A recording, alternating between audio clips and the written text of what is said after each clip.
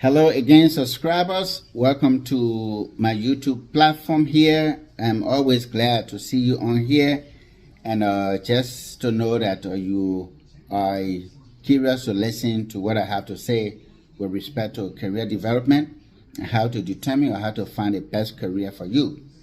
So again, this is Professor Robert Vollay, and let's go straight into today's discussion here. Now, whatever the undertaking is, any venture for that matter, you should always expect obstacles. And that was our topic for topic of discussion in our last video. And in that video, we described two classifications of obstacles. We talked about internal obstacles, and those are obstacles that are coming from within you. And then we also described external obstacles.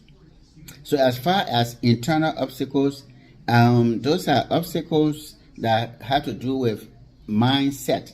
For the most part, or an example of that could be skepticism, lack of motivation to pursue the career, even fear could serve as a factor, could serve as an obstacle, and that kind of obstacle is an internal obstacle because the fear is coming from within you.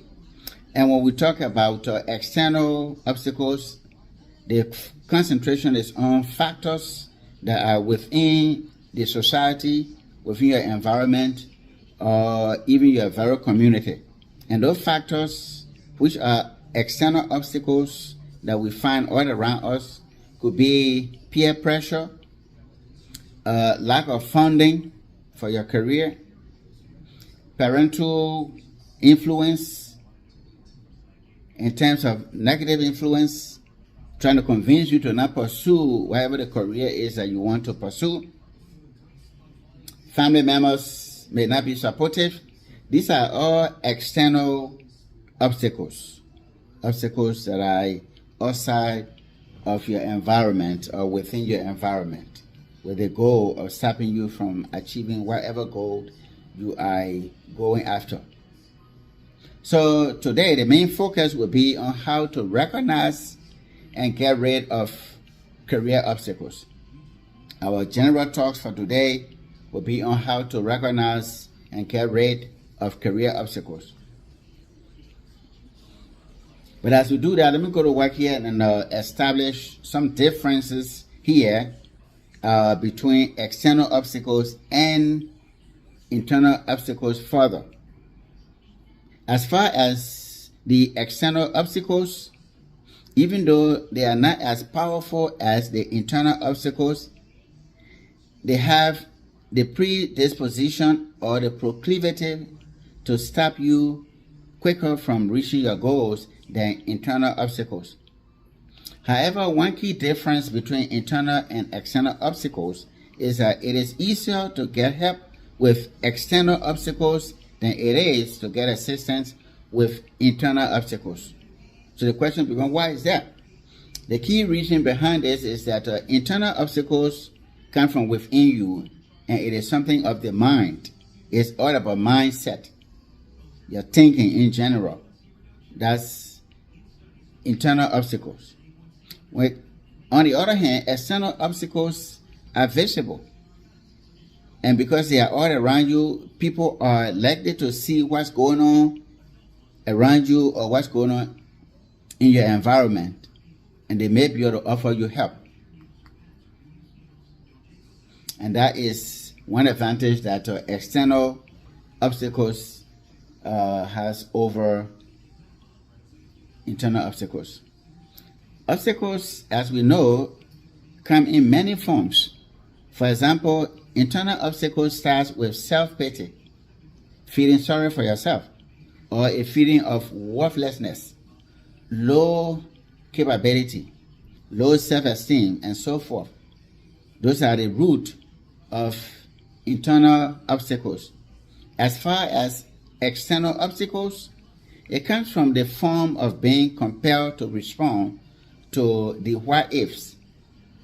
Now, by what if, I mean it's a form of questions that people normally ask you, not a question to answer, but it's just rhetorical kind of question. We'll talk more about rhetorical questions in a little bit here. But any form of question that have you to compare yourself with others or with circumstances around you, especially by the use of what if, that right there is actually a form of external obstacle. And what if could come from, is an expression that could come from friends, relatives, family members, associates, and even your parents. However, the what if expressions can be subdivided into two distinct categories as well. We have negative what if and we have positive what if. Of the two, the one to watch out for more is the negative what if, because the negative what if is brain draining, easy to influence and convince weak-minded individuals at any level of a career goal status. Let's quickly survey a few examples of the negative what if. And this time we actually focus on somebody who is desiring to return to school for the purpose of obtaining a career. These expressions may come from family members, friends, co-workers, and even your parents, like I mentioned earlier. So some of the what if expressions, especially the negative what if expression, could be, what if you don't graduate? What if you graduate but you can't find a job? What if the teachers don't like you? What if you fail? What if you can't get moral support from your parents or your family? What if your car breaks down and you can't get to school? That is a very cheap one though. However, do not take any negative what if expression for granted here. Do not take them lightly, because they are all pointing towards the same goal, that is to stop you from pursuing your career, your dream career. Another one could be, what if you can't get student loan? What if you can't complete the studies? What if you change your mind along the way? What if your friends turn away from you? What if there is no school that offers programs for your career? Now, by the way, has anybody asked you any of those rhetorical questions before? Now, by rhetorical question, we mean question that I ask not so much to get an answer, but to create a dramatic effect. Create such a drama such that you will be distracted. But rhetorical questions, they don't need answers. They just want to make sure that you get distracted. Nonetheless, don't be intimidated by negative what ifs. In fact, there are counter what if expressions that can help to put at ease any negative what if. In the study of the branch of science called physics, it is established from Sir Isaac Newton's third law that for every action there is an equal opposite reaction. This statement or law simply means that in every interaction there is a pair of forces acting on the two interacting objects. The size of the force on the first object equals the size of the force on the second object. Let's see how we can dissect that even more. Let me break that down a little bit more here for you. This principle or law holds in the context of how to appropriately respond to any and every negative what if expression. Your response must prove the correlation between your decision and your determination to reach your career goal. So whenever somebody asks you, what ifs expressional questions, your response should actually prove that you are determined. Therefore, let's take a look at how to respond effectively and convincingly to each of the negative what if expressions that may come your way while you are on your journey to achieving your career goal. And again, these expressions These negative expressions could come from friends, family members, siblings, or even your parents. So watch out for that.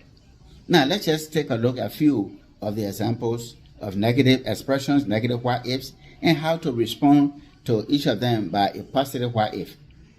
So here we go. If a person comes and says, what if you don't graduate? Your response should be, what if I graduate? What if you graduate and can't find a job? What if I find well-paying jobs after I graduate? What if the teachers don't like you?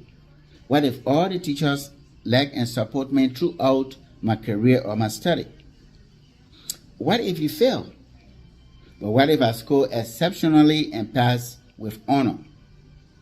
What if you can't get moral support from your parents or your family?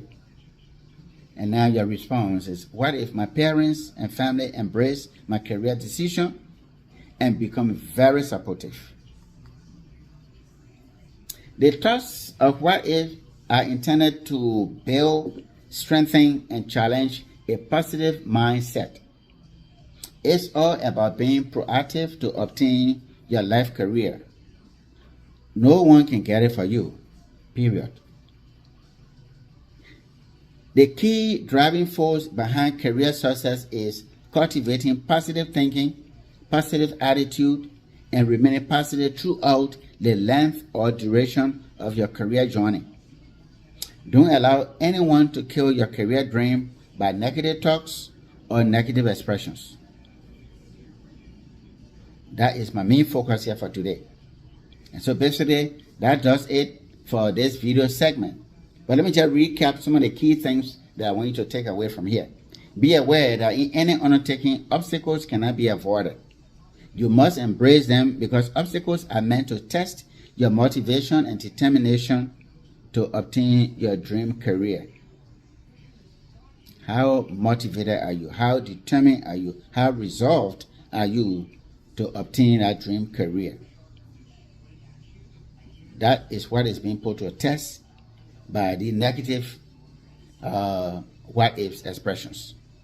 Make sure to counteract or replace every negative thought with a very strong positive one. Example, what if you can't find a job in your career field? Somebody may ask you that. Your response should be, what if I find multiple well-paying jobs in my career field? That will actually shut them down and put everything at ease. And that proves that you are well motivated and you remain motivated and remain focused to achieve that career goal that you have set for yourself. Because you know, one thing about career is that it should bring you happiness and of course create value for other people. So that line of happiness, you cannot compromise that. You do not want to work a job that you will be depressed and even want to call out for every little thing. Work with passion, with interest, with desire. Thank you so much again for listening. This has been Professor Robert Vollay. Have a blessed evening or a blessed day, wherever the climatic condition is in your area. God bless. Spent all my life holding all of it closely. I played it innocent, a feel of discontent. I'm finally facing it all, fearless.